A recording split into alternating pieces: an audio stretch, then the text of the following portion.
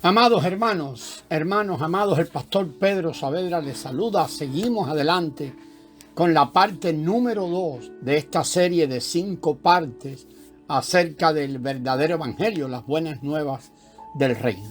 En Mateo 13, del 11 al 15, el Señor Jesús les dijo a los discípulos que él usó las parábolas como el medio para revelarle a ellos los misterios del reino.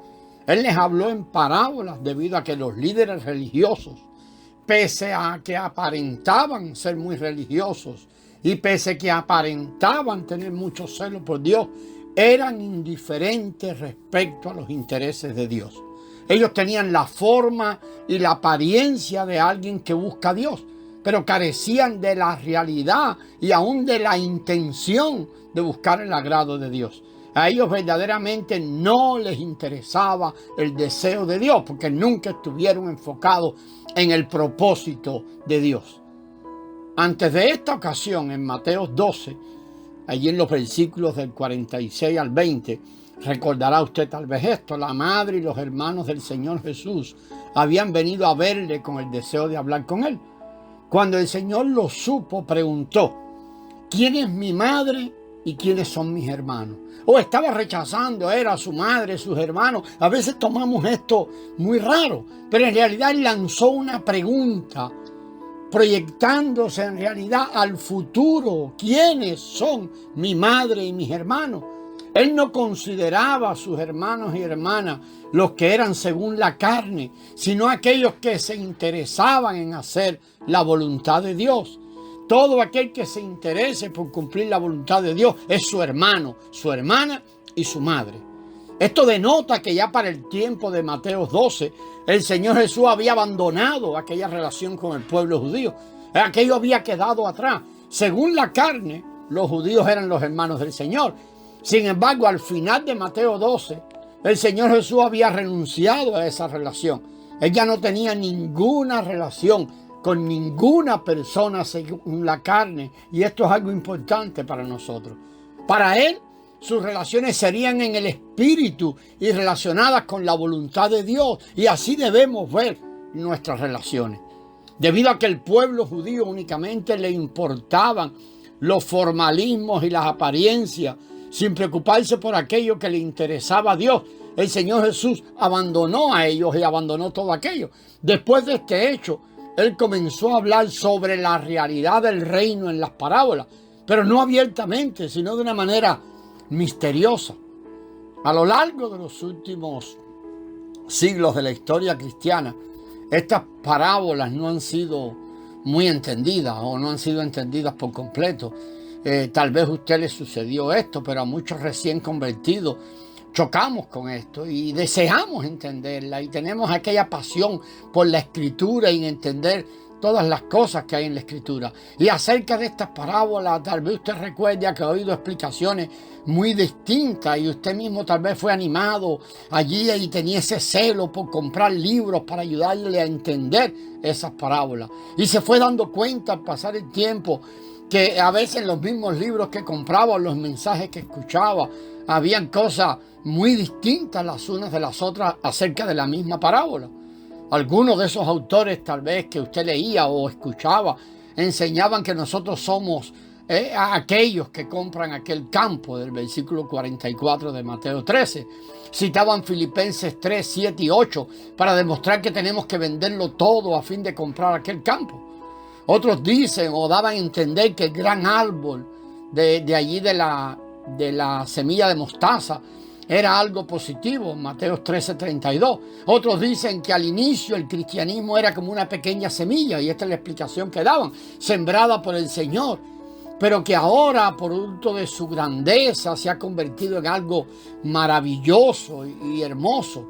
Pero esto indica en realidad la interpretación de la parábola, o qué indica en realidad esta clase de interpretación. Seguramente nos damos cuenta que había bastante de ceguera en todo esto.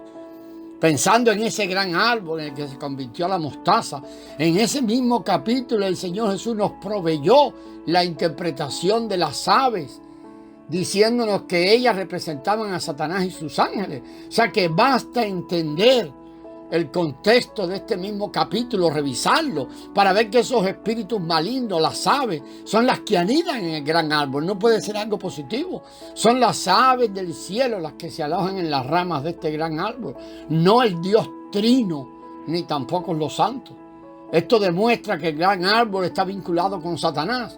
¿Cómo entonces podríamos considerar el gran árbol como algo positivo? La iglesia es la morada de Dios, donde Dios hace su hogar. El gran árbol, sin embargo, es morada de otra cosa, es completamente diferente. La iglesia puede ser comparada, eso sí, con la vid de Juan 15, pero no con el gran árbol de Mateo 13. La vid no sirve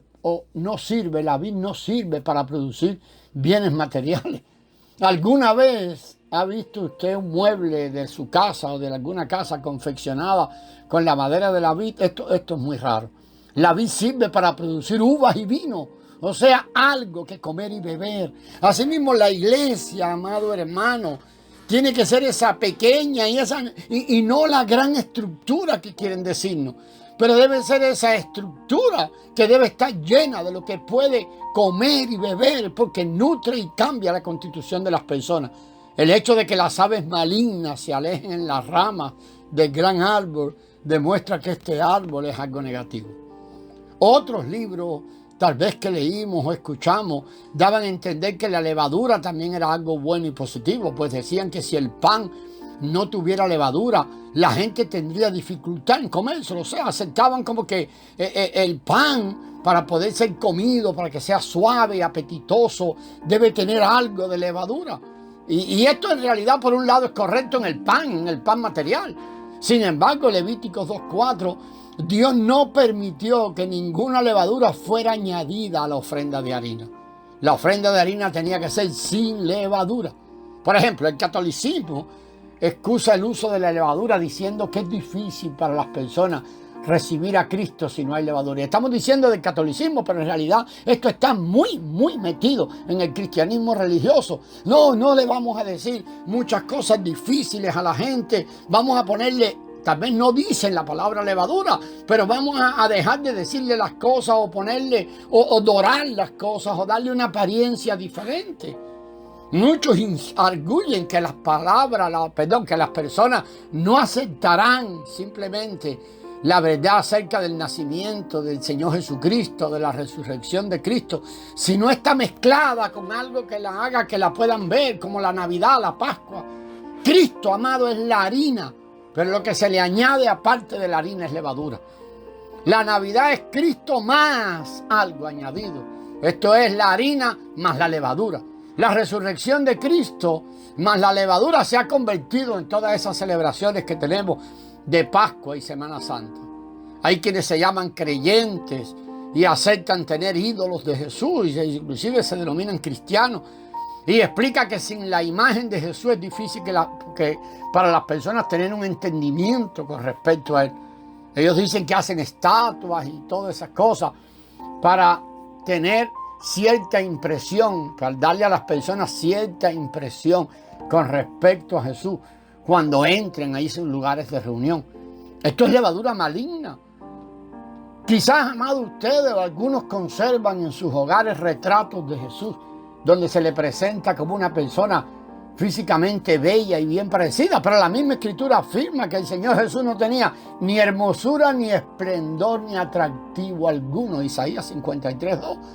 Muchos cristianos, sin percatarse de que la levadura está involucrada en ellos, tienen también tales cuadros y representaciones en sus hogares.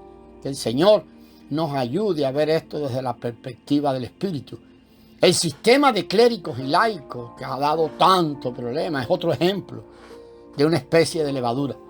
Todo creyente es miembro del cuerpo de Cristo y como tal tiene que desempeñar allí una función.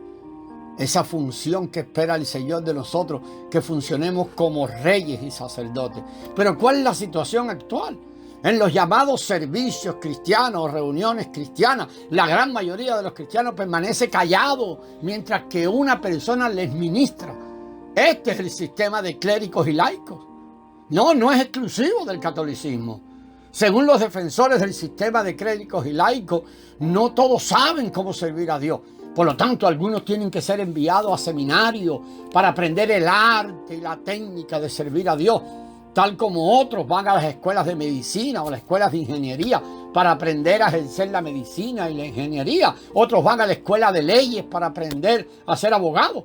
Los defensores de este sistema argumentan que muchos creyentes carecen ahora del tiempo necesario para aprender de las cosas de Dios y que por eso ellos no saben ni cómo ministrar ni hablar. Por lo tanto, algunos hay que separarlos para que se dediquen a esta tarea y estudien en las universidades, en los seminarios, en las escuelas bíblicas, para después ir a servir a Dios. Esto es muy común entre nosotros, hermanos, y parece ser una buena excusa, pero en realidad, amados hermanos, no es más que levadura, la cual pretende ayudar a las personas a servir a Dios de una manera fácil y no establecida y alejada del diseño del Señor. Muchos de nosotros, amados hermanos, hemos sido profundamente influenciados por estas enseñanzas en el cristianismo religioso, que las toma del romanismo, debido a que nosotros hemos nacido allí, o muchos nacemos allí, y hasta nos hemos criado allí. Siempre que venimos a una reunión, y ponemos como este ejemplo, siempre que venimos a una reunión de la iglesia, ya sea consciente o inconscientemente, piense usted, todavía se encuentra bajo la influencia de la levadura del sistema de clérigos y laicos. ¿Cómo lo va a saber? Cuando usted piensa en una reunión de la iglesia, piensa que debe ser conducida por algunos hermanos encargados de ello y que todos los demás lo que tienen que hacer es sentarse, escuchar, observar, ejercitar su mente para discernir allí. Pero la gran verdad es que con el tiempo lo único que van a aprender es a criticar y a decir que esos otros no lo están haciendo como él piensa que tiene que hacerlo. Cuando usted viene a una reunión, amado, tiene la carga, el deseo, la comprensión de que debe ejercer allí una función en la reunión, de que hay una función de usted como edificador del cuerpo de Cristo. Nuestra experiencia en la vida de iglesia es que la mayoría de los creyentes no han comprendido esto. Su concepto es que otra persona tiene que hacerlo. Esto es propio de la levadura metida en el gran árbol, de aquella levadura que la mujer escondió en la arena fina.